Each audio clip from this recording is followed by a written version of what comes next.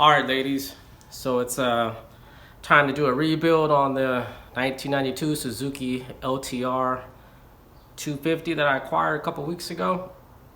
I think I'm decided to do a complete frame off build on this bike. I've done a lot of these before, like tons and tons of them. They're fun. I haven't done one of these in a while, so I figured I'll document this one, kind of step-by-step stuff that I do. I get a lot of comments like, "Hey, how do you buy all these parts?" And where do you... Like, what I really do is I sell some of the parts that are on here, and I recoup a lot of the money that I buy for parts through selling some of the old parts that are on here. So I kind of got a plan on this one. It will be a complete frame off build. I have drained the oil, drained the coolant. What I was looking for in the oil is any kind of metal shavings to indicate some bottom end issues or failures or anything like that. There was zero oil or zero metal in the oil, so that gives me a good indication that that's probably just a top end. I have checked spark, so we have spark. All the electronics work, and actually good strong spark. So I got to feel it's just going to be the top end that I need. I was able to get it started, but I only was able to start off a starting fluid, and you could actually push the kickstart with your hand, a little bit of pressure, and it would cycle through its whole cycle. So I just think the ring and the top end is blown, and not enough pressure to get that thing moving. But it did start and run off a starting fluid. So strong spark, no metal in the bottom end. So again, I just think it's just a carb cleaning issue and a top end issue to get this thing running again. So it does need a bolt kit. Like, all the bolts are rusted and in pretty bad shape. To try to refurbish all these bolts wouldn't even make sense. So I'll probably just get a bolt kit for these for this bike. The history behind this bike, I got it on OfferUp.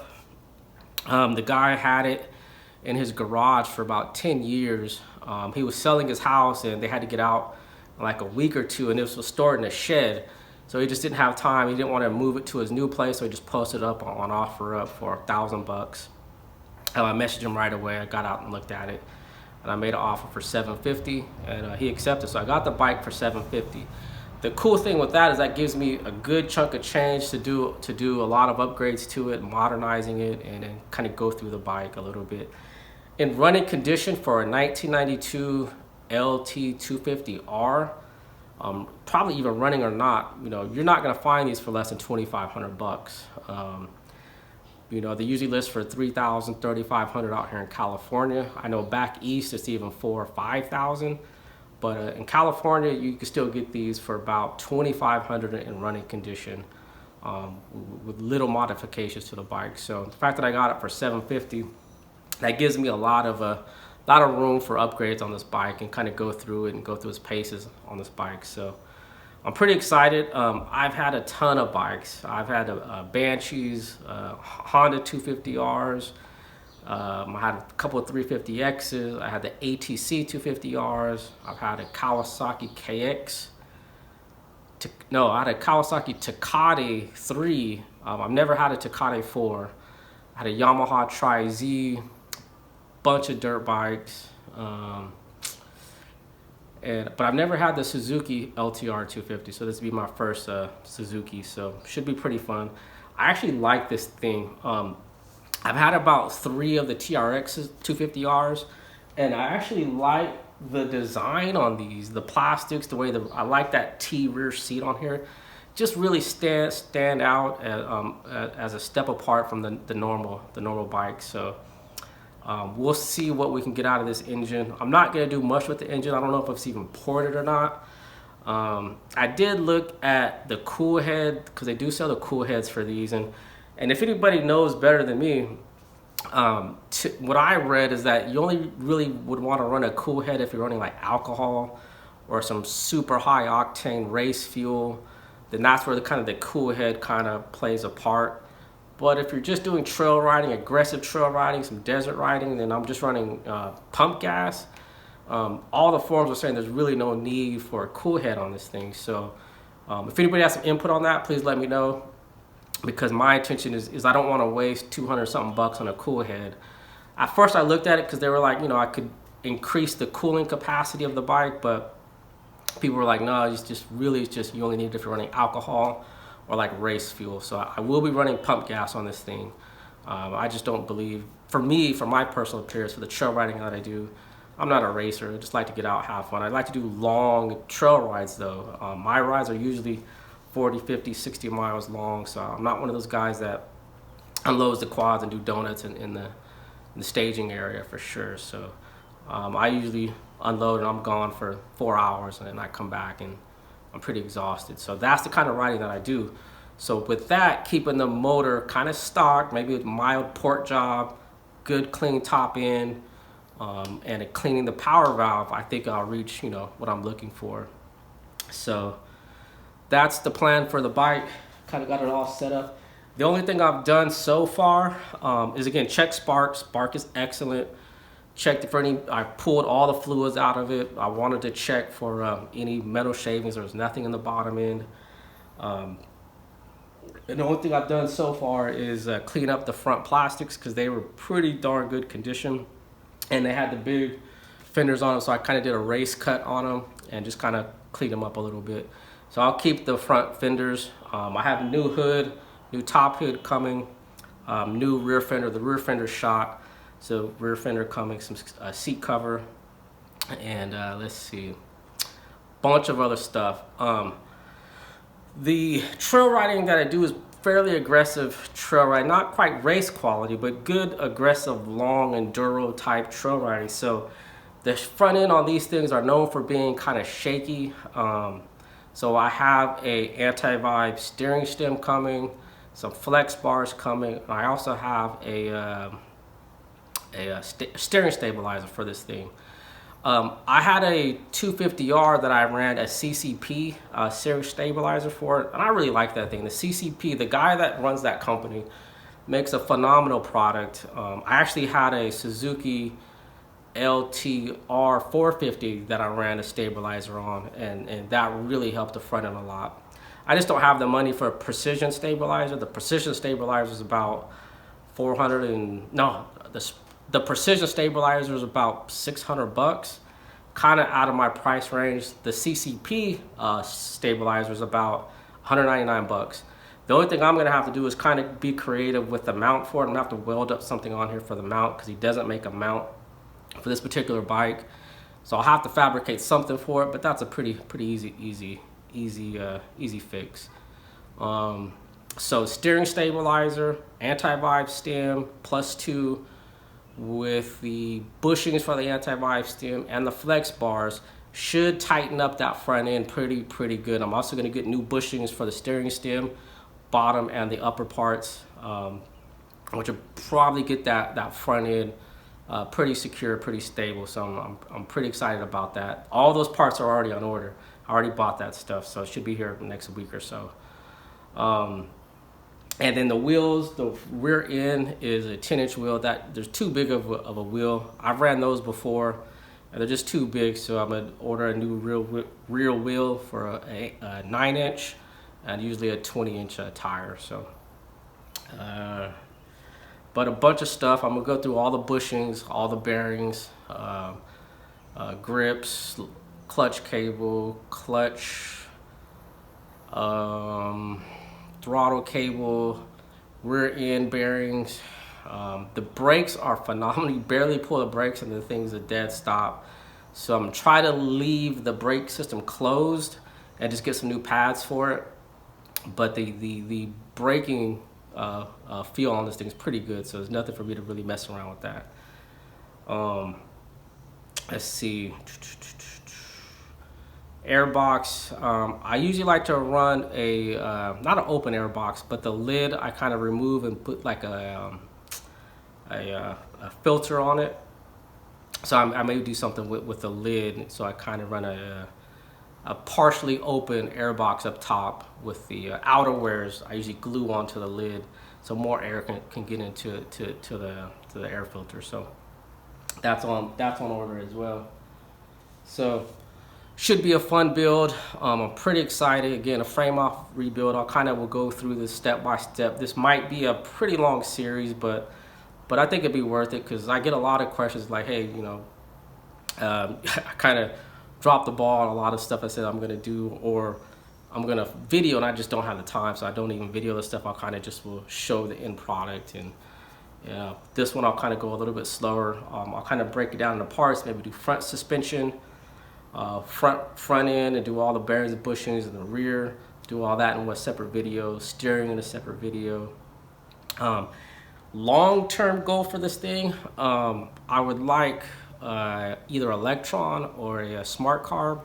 I'm gonna just clean this carb up for now and get it running good, but you know, maybe in a month or two, maybe I'll order that Electron or that smart carb, because these old smokers do really good with a great carb setup. And I just don't know enough to really fine tune a carb the way it's supposed to run. There's guys that can get these things running like a top, like perfect jetting. The problem with that is if you change your altitude or elevation a lot, you know, then you're throwing off whack again. So yeah, you could probably get it fine tuned for where you are, but if you travel, then you're starting off from scratch again. So that's kind of why I like the Electron or the smart carb. So I'll try to get with those guys, see if in the future, maybe in a couple months, I can get one of those ordered, and that'll probably be one of the final things for the bike. But it's gonna be designed for a great off-road trail bike, semi-aggressive riding, maybe even some light racing here and there. So we'll see for sure. It should be fun. And again, as with any builds, it's very important you have proper hydration. So the hydration that I choose to use today is Good Old Faithful. So I have a couple of these. Today I'm just gonna work on getting these things torn down to the frame and seeing how everything looks. So enough for me jibber jabbing. Let's kind of do a close-up of the bike. All right, so here it is. I really like this bumper, so I'm for sure gonna keep this bumper. Kind of basic. I don't like fancy shiny stuff, so I'll probably get that powder coated. These shocks, no bueno. They're definitely gonna go bye-bye. These shocks are 30 years old. They just don't have the flex, and you can't even really rebuild these anymore. If you do, it's super expensive. So I do have a plan for those those shocks. These upper and lower control arms are in good condition. They just need to be sanded and painted all over again. I will be doing new bushings for the uppers and lowers, as well as new ball joints for the uppers and lowers. Those things are shot. You can see them right there. So new ball joints, brake lines are fine. New hood, upper and lower coming. Wheels will probably just be sanded and sent to powder coat for the fronts. New radiator hoses coming. But you can see like the prior, I don't know what this is. Put some washers in here for the radiator pump. So we'll get the correct bolts for this. Engine actually looks pretty good. Not too bad at all. The kick has a lot of spring in it, so it's not worn out. The cool thing with this is the guy actually put an aftermarket cover over the really highly sought after OEM cover. So I'm definitely going to take some time to remove this upper cover and try to salvage this bottom cover, because a lot of people want this. This will go for some pretty good money on eBay. A factory 1992 seat cover in great condition with hopefully no tears will go for a good amount of money on eBay. So plan is to salvage that and sell that. Back plastic is garbage. It's all shredded. So these are these 10-inch wheels, no bueno. Good for looks and to run an 18-inch tire, but trash on the trail. So I'll probably keep these wheels and just maybe if I ever run across a set of paddles, put some paddles on here if I ever do like desert stuff. I mean dunes.